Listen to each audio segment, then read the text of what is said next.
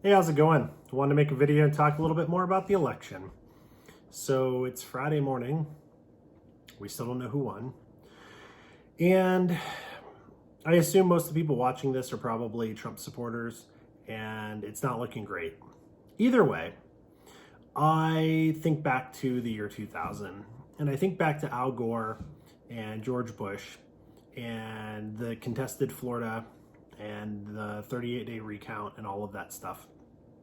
And a lot of people on the left did not accept the results of that election.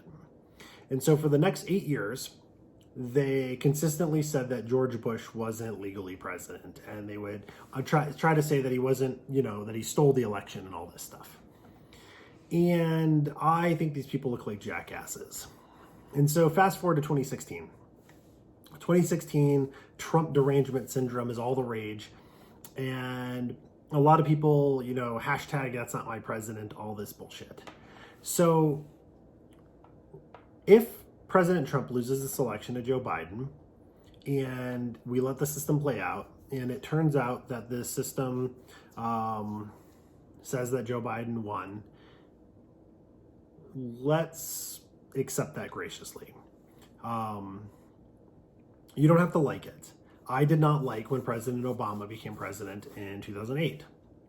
I think President Obama is a pretty interesting dude, and I'd like to have a beer with the guy. Barry, if you're watching, let's go have a beer sometime. But I did not agree with his policies pretty much across the board. But he was the president. He was duly elected. It was fair. It was the will of the American people. And I supported him. I supported him in the sense that I wanted him to be successful as president. I certainly didn't want to undermine his presidency. Granted, who the hell was I? But I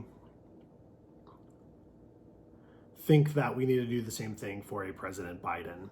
It does nobody no good to look like a jackass and spend the next 4 years saying that Joe Biden's not legally president.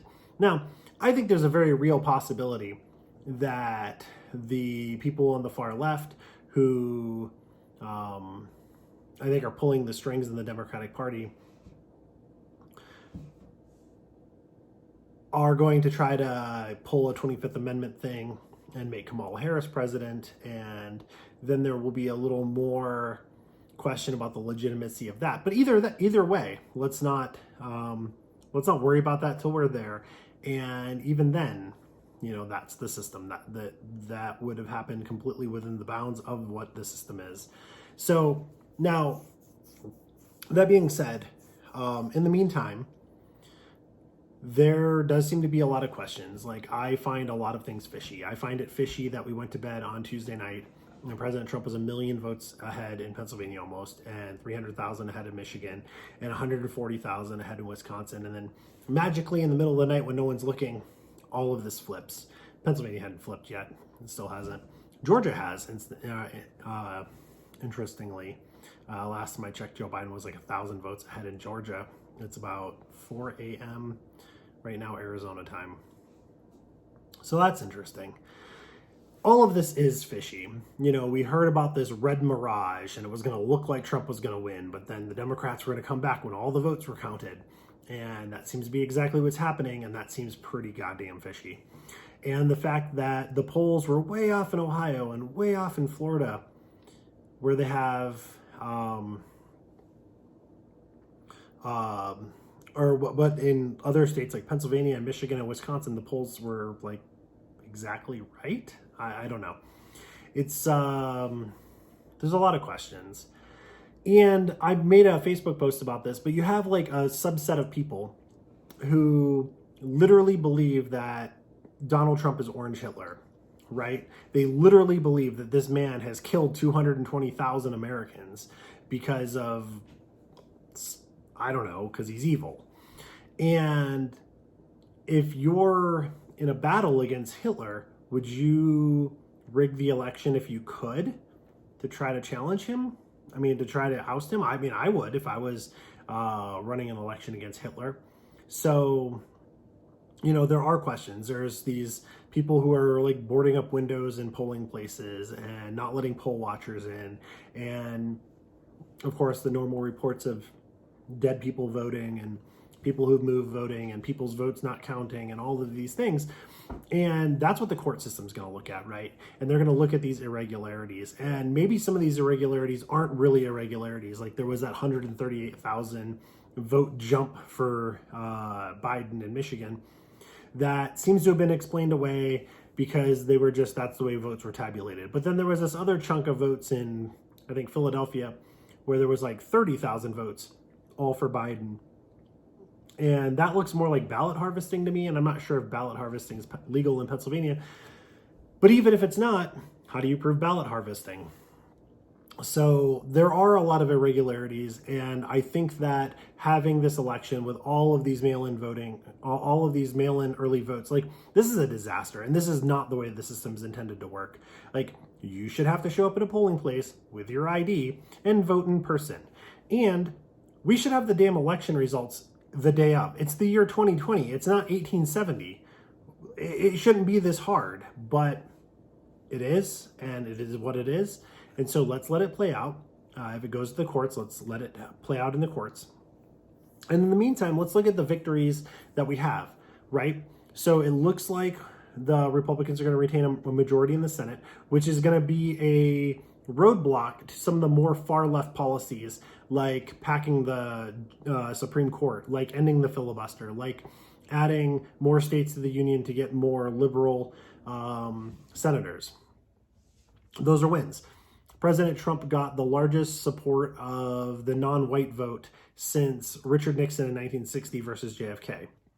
That's a win. We're getting the message out there, and we're battling this progressive stuff where identity politics is everything. We're pushing against that narrative and pushing back at the narrative that the people on the right are racist or sexist or anti-gay or any of that stuff. People on the right, well, I can't speak for everybody, and I'm technically a libertarian, but the Libertarian Party right now is kind of a disaster.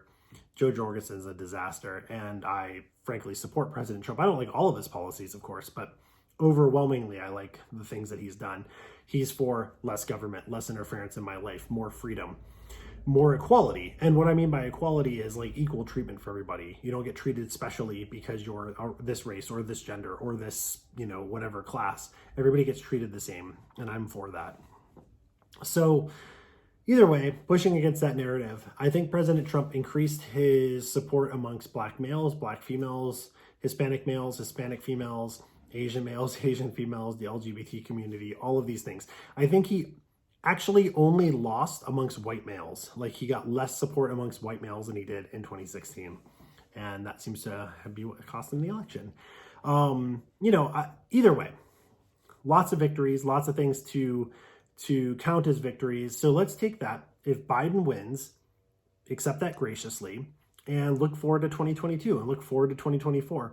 And as much as I like President Trump, I certainly don't want him to run again in 2024. I think that would be a disaster. First off, I think he'd be too damn old. He's, 2 years younger than Joe Biden. Now, granted, he's a lot more spry and a lot more energetic and a lot more charismatic, but I just don't think we should be having 80-plus-year-old presidents. And Donald Trump would turn 80 in his next term if he if he were elected in 2024.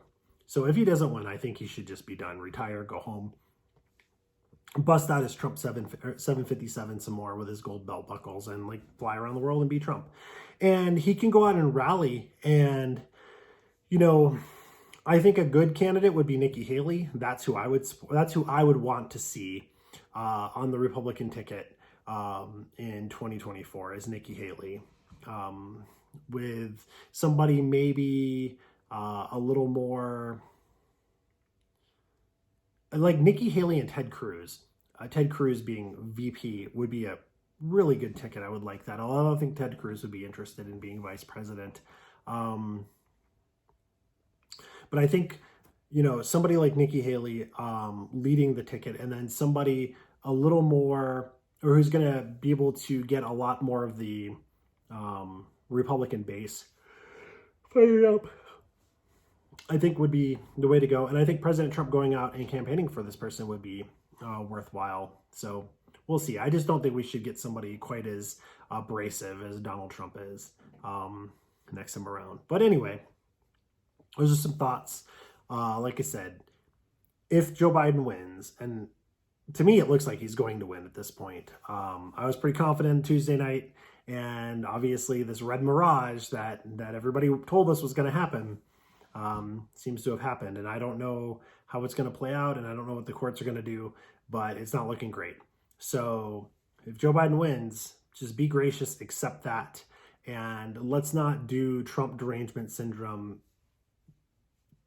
redux. Let's not have Biden derangement syndrome. Let's not go out and have people, I mean, I don't think we're going to have people like rioting on the right. That's just not generally a thing. People just go to work and like be adults. I don't think we're going to have people like yelling at the sky and having all this like craziness going on. But it's not the end of the world. So anyway, that's all I have. Hopefully things turn around, but I'm not too optimistic. We'll see you.